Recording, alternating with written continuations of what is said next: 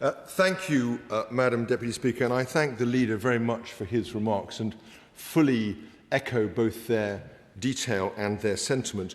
As he says, accessibility should never be an afterthought, and in the case of the House of Commons, there is not just the common decency that would go with trying to support anyone with a disability or some need in that area. It's also a vital aspect of being an effective parliamentarian that every single member of Parliament, whatever their background, whatever their personal needs, should be able to discharge the full capabilities that they have on behalf of their constituents. And that's why it's so central to what we do as a House.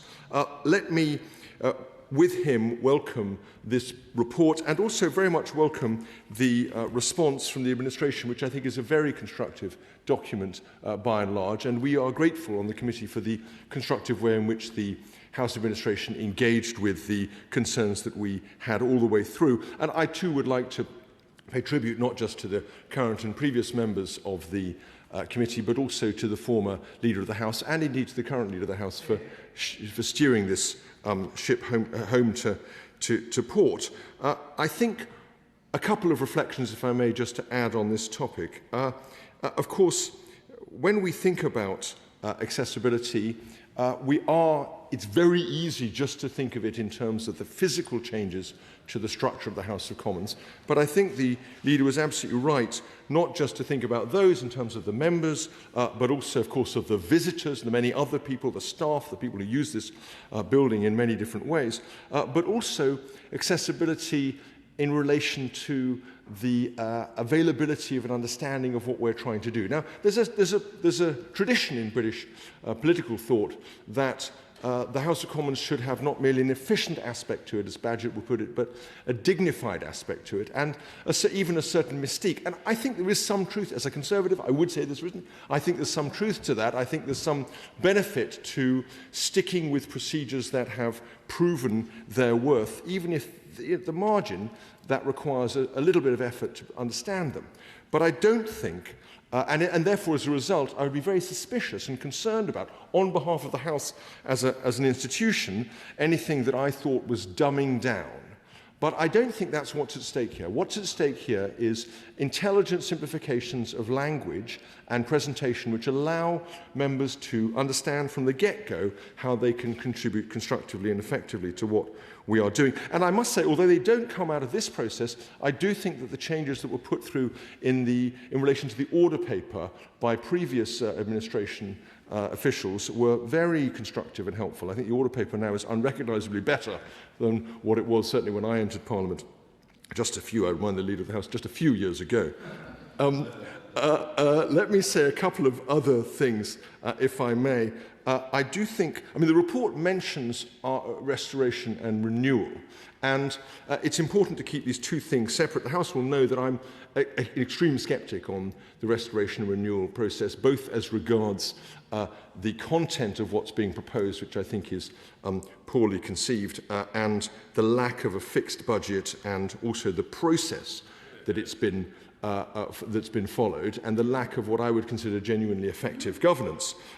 But it is important to recognise that this report talks about that in order to reflect the importance of accessibility to that process. Whatever decision the House makes on restoration renewal, and I hope it will go for a drastically different version of what we're talking about, it will be one that respects the need for full accessibility of this House and of the House of Lords. I don't think that's on the table or up for negotiation at all. But I do think that one key point about it is when we discuss this, we should not regard restoration renewal somehow as any substitute. I'm going to gently point out to the Shadow Leader of the House and anybody else planning on contributing to this debate, it is not a debate on restoration and renewal, and whilst reference to it is of course acceptable, perhaps the substance of members' comments should not focus on that.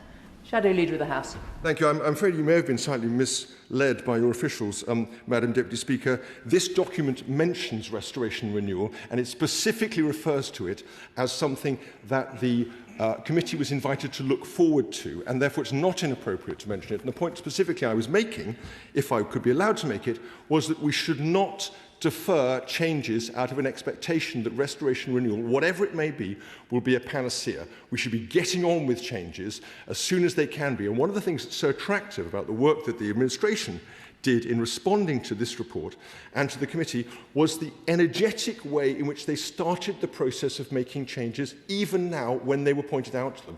And I remember the Director General coming forward with several hundred potential changes that could be made on which the House administration had started to make progress. So let there be no delay, whatever the future may bring, in making this House as genuinely open and accessible as it possibly can be. And let me congratulate all the work that's been done so far and the officials who've made it happen, as well as the committee.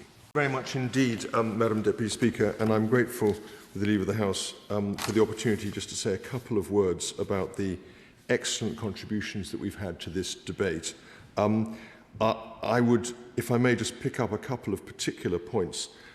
The point made by the member for Bexheath and Crayford about properly accessible toilets, I don't think anything more needs to be said about that. I think he's absolutely right about that. The Honourable Lady for North East Fife, on the diversity of the experience of different views, wheelchair users, I thought was a very well taken point. I was very grateful to the member for Harlow for the very gracious words that he spoke in respect of his predecessor, the brilliant Robert Halfon. On the member for Boston Skegness, I welcome his support for the sceptical case in relation to restoration renewal. I would like to ask the leader whether it might be possible to have two debates, what you might call a digestive debate, to discuss the actual process of R&R and how it will work and what it might be involved, and then a debate on the motion, because I think it's such a big number, 40 billion, that it would be helpful for the House to pre-consider it as well as consider the motion itself. And then in relation to Newcastle under Lyme, I thank the Honourable Member very much for that very moving remarks he made about his own experience on the Private Member's Bill, for the Assisted Dying Bill. And finally, the lady from West Bromwich reminded us how difficult it is to replicate the specific experience of particularly disabled MPs and how important it is to listen to what they've said. So with all that in mind, I thank the committee and the leader for all the work they've done and the administration for the response they've given. Thank you.